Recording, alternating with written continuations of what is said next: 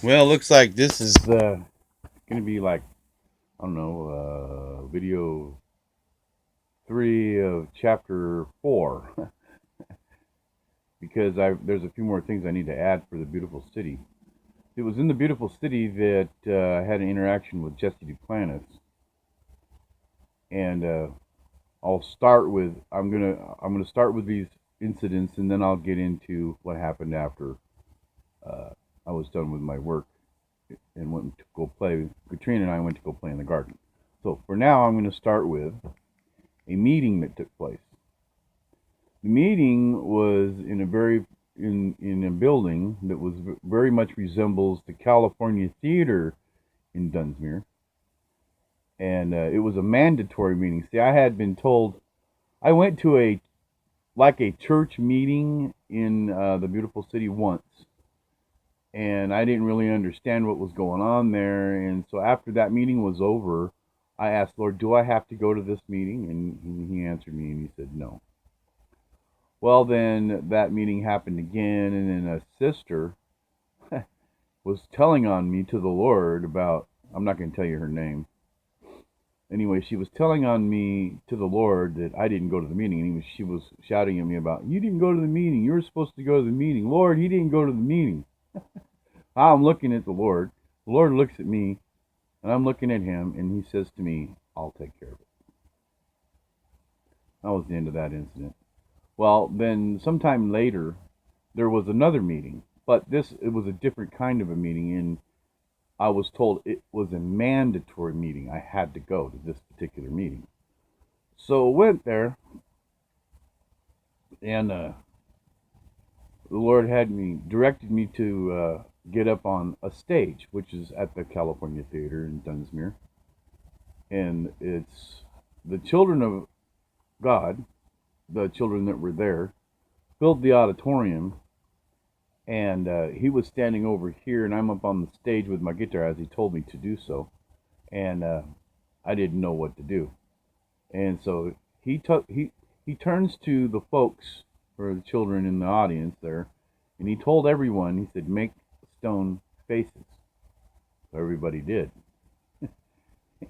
and I'm like, whoa.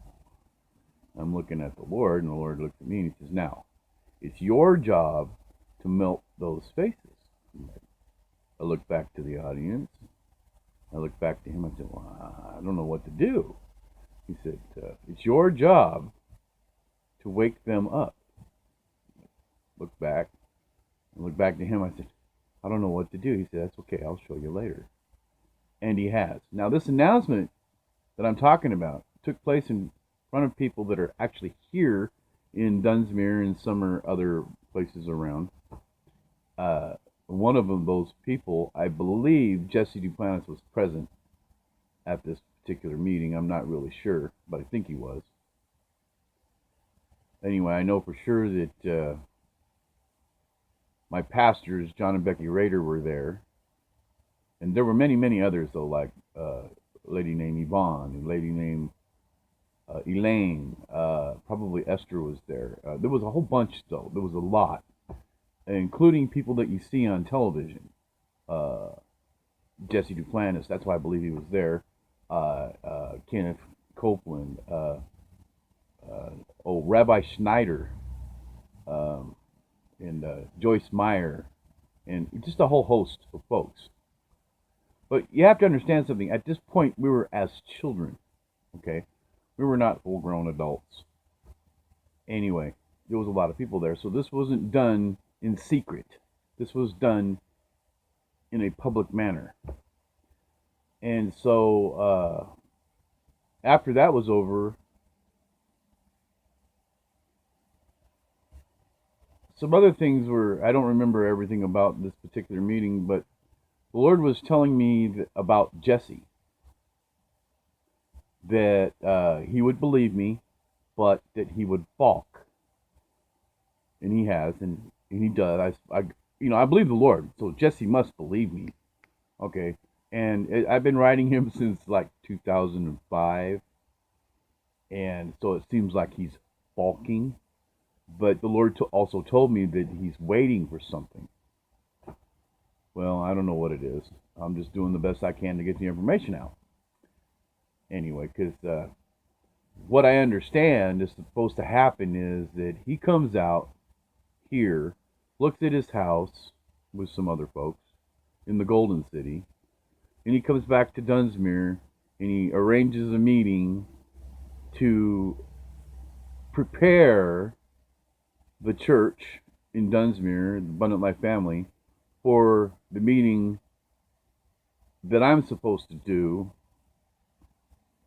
for the Lord. It'll be my turn, in other words.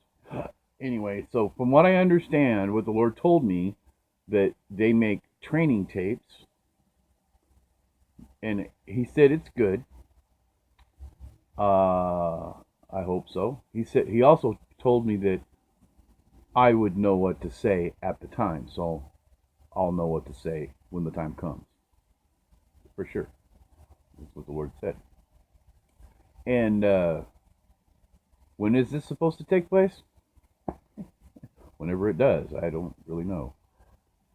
Anyway, oh yes, there was another time. I think it may have been during or after this particular meeting, but I was on a stage, and Jesus was talking to me, and he held this CD case in his hand, and he indicated to me. He said that I want you to focus on these CDs. There's 3 of them in this case. And as he was telling me this, Jesse Duplantis walked up and he asked Jesus, "May I see those, please?" And so Jesus handed them to him. He stepped off, and then he came back, and looking at me, he said, he handed the CDs back to the Lord in the case, and then he looked at me and he said, "Don't worry." He said, this is my quote for him. What he said, "I'll be there. Don't worry, I'll be there." So I guess he'll be there, right? Because Jesse is a man of his word. Now, he preached a sermon. I don't remember where I saw it. Could have been TBN, could have been a tape. But he was talking about how he saw CDs in heaven. But what he didn't tell you on any of his sermons was how many CDs he saw. He said there's CDs in heaven, but he didn't never mention the amount that he saw. He saw 3, and I have them here. Anyway, he'll know that I'm telling the truth by what I'm saying. So that's the other interaction that I needed to talk about the beautiful city. Those are the important points that I needed to talk about. So now, I'm going to move forward.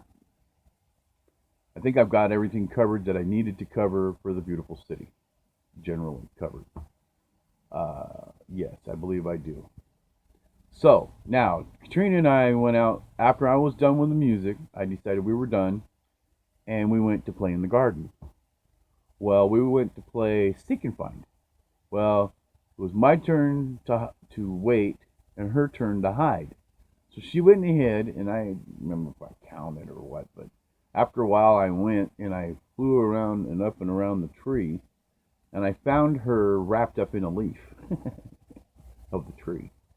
And then it was my turn to go hide. So I flew back down around, and there was these 2, I guess, spirits. And they said, "We know where there's a great place to hide." And at first I went by them. I went, I flew past them. I threw black around the tree, and this time they were smiling. And they said, so I flew down, and they pointed down, so I flew down, and I landed on what this looked like a cave. Okay, so in the surface was like my tongue, mushy like that. Anyway, so I landed on it and went inside, and I didn't feel comfortable about being there. I did not feel comfortable at all about being there. So I immediately turned around and went back out and flew back up and around the tree again, thinking about where I'm going to hide for Katrina to find me. And I thought, that was a pretty good looking hiding place. So I went ahead and flew back down, got brave, went inside, and I went around like maybe looked like what, maybe uh, gums, maybe, I don't know. Anyway, so I hunkered down and I waited, and I waited, and I waited. Pretty soon, I was worried that Katrina wasn't going to find me. So I went to go back out how I came in, and I couldn't. It was like it sealed itself off somehow. It was plexiglass, like plexiglass. And I was pushing on it, trying to go through, and it wouldn't let me through. And I was stuck. So I was hollering. I started hollering for Katrina, and she found me, and she was prying on the outside, and I was pushing on the inside, trying to get this thing open. And then all of a sudden, she stopped. And I stopped, and I couldn't move anymore. I was actually sinking. My feet were actually sunk up to my shins in whatever I was standing on. And I began to get really super tired. And then pretty soon, I could see Katrina at the other opening, and I heard a conversation going on. I didn't know. I'm pretty sure it was the Lord and her. He was telling her something. Anyway, she told me, Golden, it's okay. Just lay down and go to sleep. I'm like, what? Go to sleep? That was like the last thing I wanted to do. I wanted to get out of there. She says, no, no, no, it'll be all right. Just lay down and go to sleep. Well, I didn't have much choice because I started getting more tired and more tired, more sleepy, more sleepy. And pretty soon I crumpled down, and I fought to keep my eyes open. I was watching Katrina as hard as I could. And sleep got me, though. I went to sleep. Well, the next thing I know, I'm hearing a heartbeat.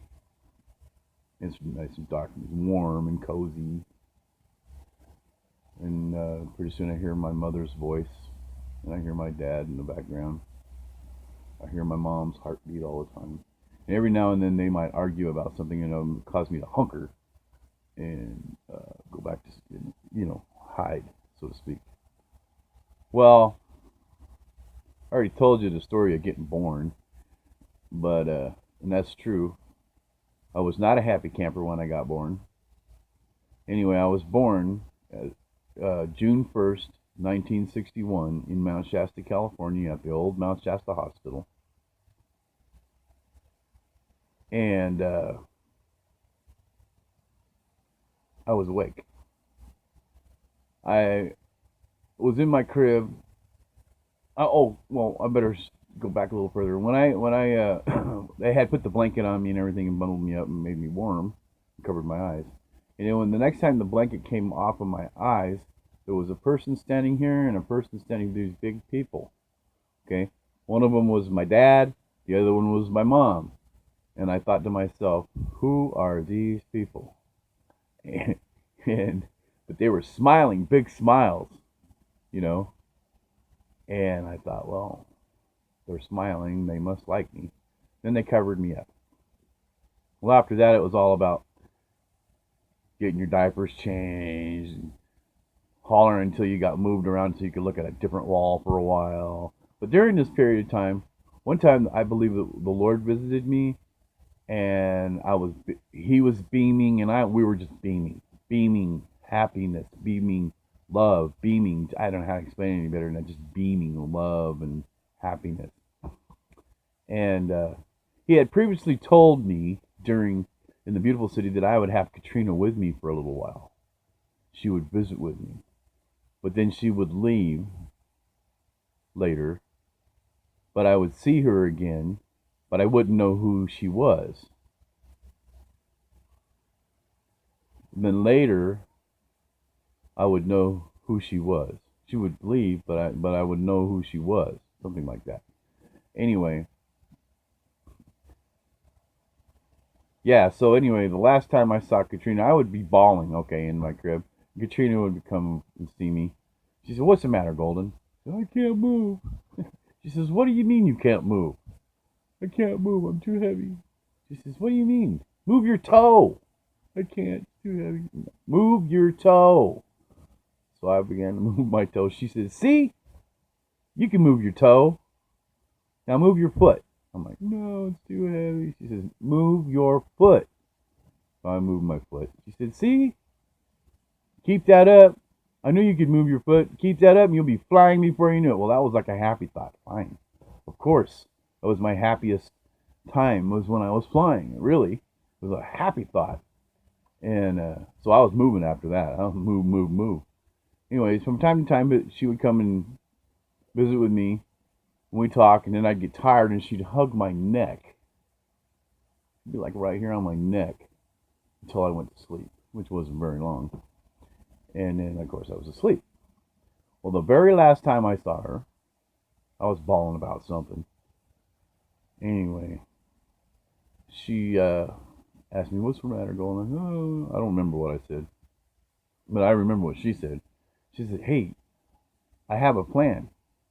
I said, what? She says, the next time you see, I'm going to go away. I'm like, no, don't go away. She says, no, no, no, it'll be all right. The next time you see me, I'll be just like you. Like, okay, just like me. I wasn't sure what that meant. And I said, no, please don't go away. She says, no, no, no, it'll be all right. And she said, she told me, don't forget though, don't forget. Well, I forgot. But this incident did happen, and I saw her again. Now, this part's going to be a little hard to grasp because I don't really understand it with my own head. I just know it's true. My friend Katrina, turns out, was my buddy Ralph. He shot himself in the head and went home. And it was after that that I had a vision of Katrina standing on my guitar case with a whole bunch of other stuff around, CDs, just different things. It was Katrina. I didn't know that at the moment, but it dawned on me later who it was. And that's exactly what the Lord told me. That's what happened. How is that? I don't know. I just know it's true. Yeah, I know it's very true. Because, like, back in the 80s, my friend Ralph had a Honda car. And one day he got into the car, and I was in the passenger side, and he handed me a yellow rose. Well, see, I used to call Katrina my rose, my beautiful rose. And he handed me a rose. I'm like, oh, thank you, Ralph. How about them Niners? And he laughed. And then he turned the song on. And the song is, you're my first, my last, my everything. He says, you remember this song? I go, I didn't. I mean, I'd heard the song, but I didn't recognize it for anything. Well, what it was in the garden back in the day in the beautiful city. I was playing the bass with this song with the ones I believe who performed the song. Anyway, and we were singing this song, and I was singing it to Katrina and Father simultaneously. Uh, and it's you're my first, my last, my everything. And we would sing it anyway. That's what that was about. Now, apparently, Ralph remembered what Katrina. Anyway, he remembered. I didn't remember. Not until the Lord woke me up. 2004. And that's why I didn't know who he was. I mean, I knew him as Ralph. Anyway, that's a kind of a painful one. But I know that Ralph is okay. Actually, Ralph is Katrina. I don't understand it. I just know it's true. And if it weren't so, I wouldn't say it. Anyway, so yeah. Anything else there? Where was I? I was a baby. Okay, so now I'm just going to go over some things. I was born June 1st, 1961. The Lord put me to sleep 3 years later in 1964. The Lord woke me up 40 years later in 2004. That's 3 years being awake and 40 years being asleep, and now I'm awake again. I've been awake since 2004. My eyes are open. Yeah, he told somebody about that, and that'll come out in the wash someday. Is there anything I'm missing here? I it's hard to put these things together because not everything is linear, and I don't always remember what I'm supposed to say right away. But I don't know. I don't want a script. I'm just talking about memory. I'm talking about what I know and what I remember. So to go by a script, I don't think would be right. So Lord, is there anything that I could put in here that needs to go in? Please sharpen my remembrance of whatever you want me to say. I should put on here. Okay, that in 1964, Lord Jesus Christ came and put me to sleep. I think I already talked about that. And then, of course, I was asleep for 40 years, and all kinds of life took place after that. I was a child. My grandparents were Baptists, and we went to the Baptist church with my grandparents. But I didn't receive Jesus into my heart until I was 8, and that's when I heard a gal preaching this Jesus that I wanted really, really, really bad, and I couldn't wait to receive him. And after that, I didn't know I was filled with the Holy Spirit till 1982. I was already filled and didn't even know it. And I began speaking in tongues. The Lord told me that's important. So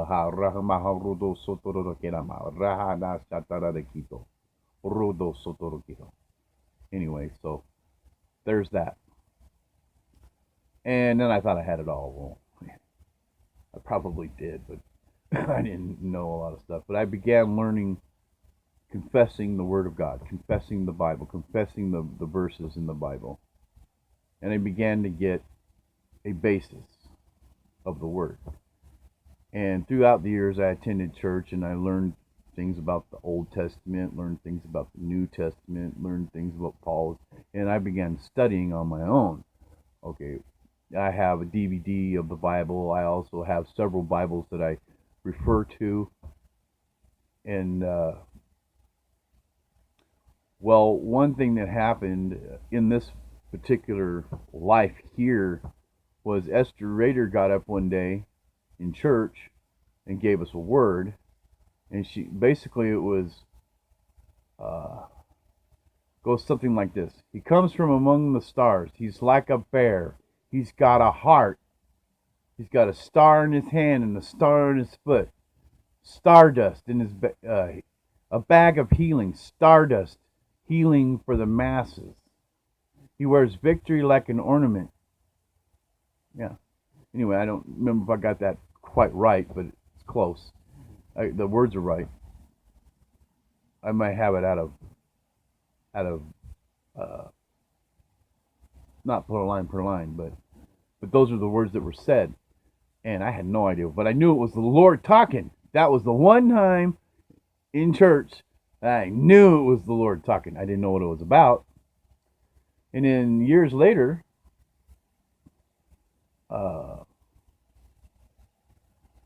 well, about that same time, actually, a friend of mine, a friend of the church, he was assistant pastor.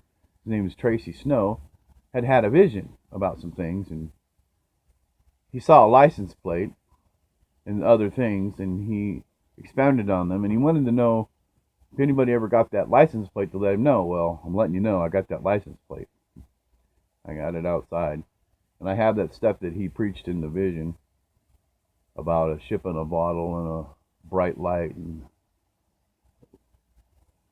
something about a glass full of water. It was probably going to go down this bottle. Anyway, it had flags pointed up, the American flag behind it pointed straight up.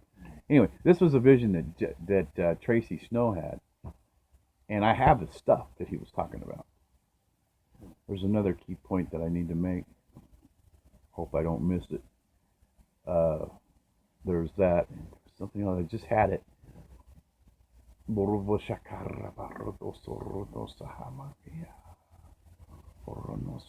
was it, Lord? Do you want, if it's something you want me to say on here, let me know, and I'll remember it. Thank you. Well,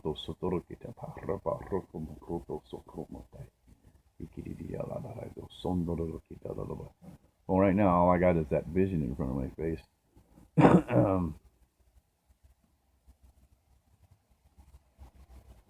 There is more, but it's just not coming to my forefront.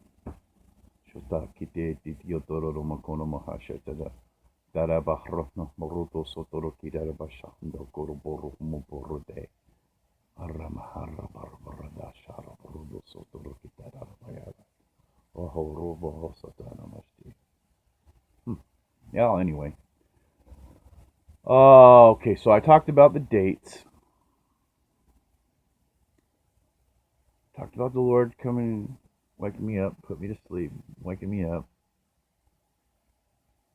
I talked about Jesse and the CDs.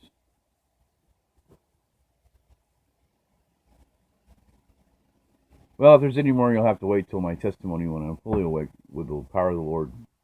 But that's the most of it that I can get out here right now.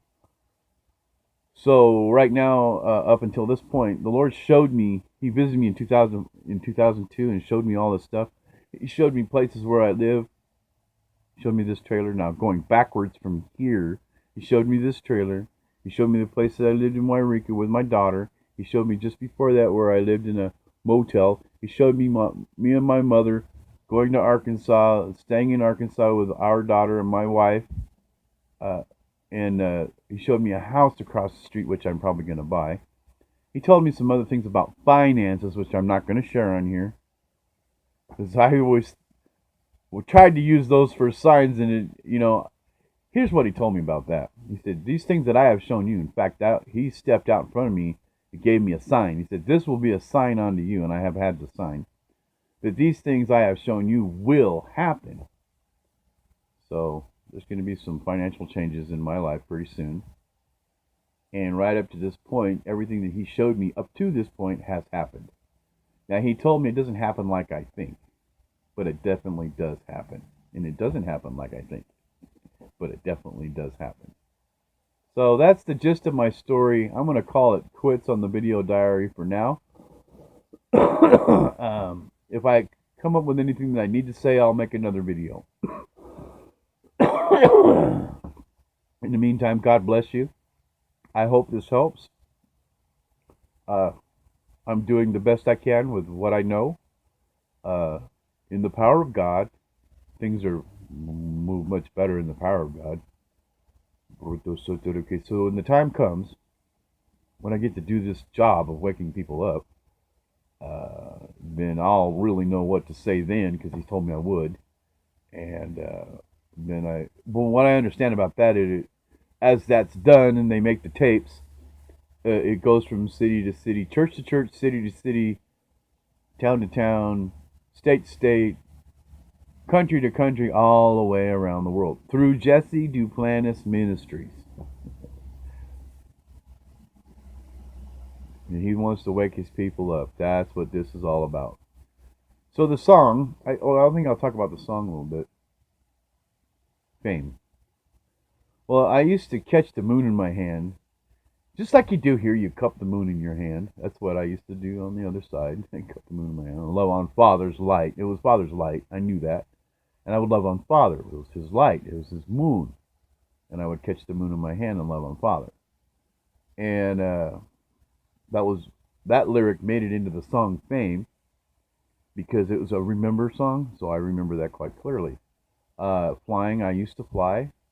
I'm gonna make it to heaven. He took me from when he was showing me stuff back in 2002. He took me all the way to 2063 in my life. Having said that, if the Lord returns before 2063, I'm out of here, okay? But if he doesn't, I'm out of here in 2063, if I decide, because he gave me a choice. He said, now, when you're done with your work here on the earth, you can come home, or you can stay and play. Your choice. And I have to make that choice when I'm actually done on the stage with my work for waking people up. I don't know, I might stay. Because you see, eternity is eternity, it's forever. The stay on the earth is very temporary. So, as bad as I want to return home, this is only temporary, so I might just stay. We'll see. Anything else you want me to put on your Lord?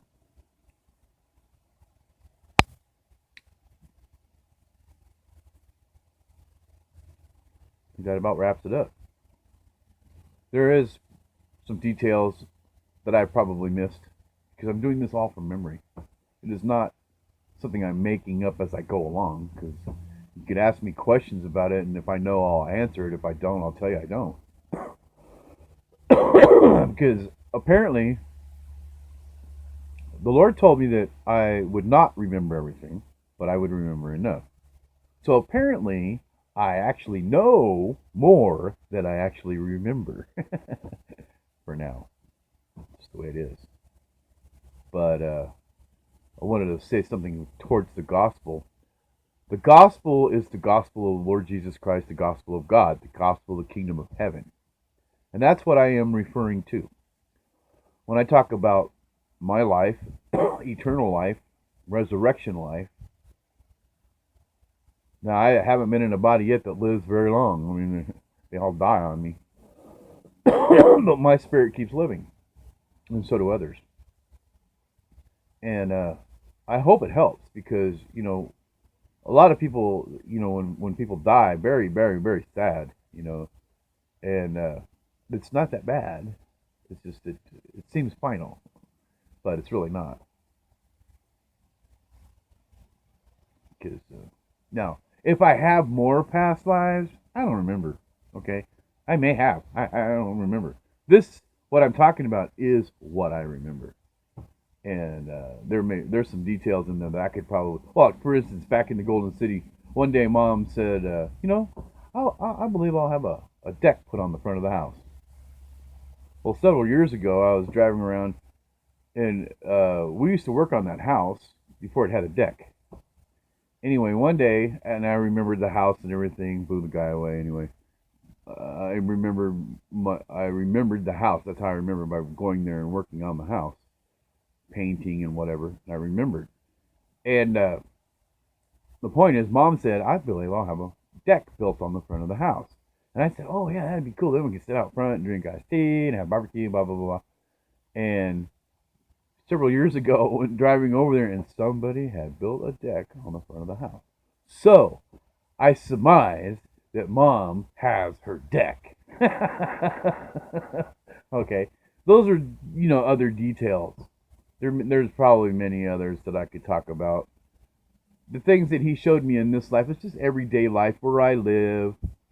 Things that happen here, like for instance, I wanted chickens, and he told me, no, you can't have the chickens.